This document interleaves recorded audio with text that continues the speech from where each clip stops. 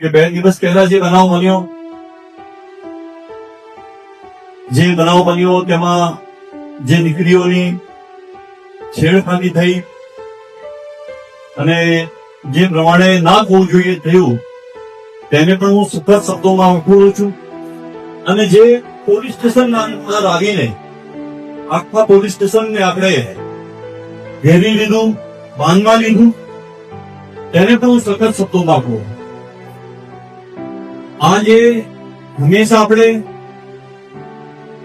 આપણા ગુજરાતની અંદર શાંતિ, ભાઈચારો, અમન અમાન રહે તેના માટેના દરેક પ્રયત્ન આપણે સૌ મળીને કરીએ. સરકારના અધિકારીઓ દિવસ રાત જાગીને શહેરની શાંતિને હંમેશા એકતા અને ભાઈચારો બનાવવાની કોશિશ કરતા હોઈએ છીએ.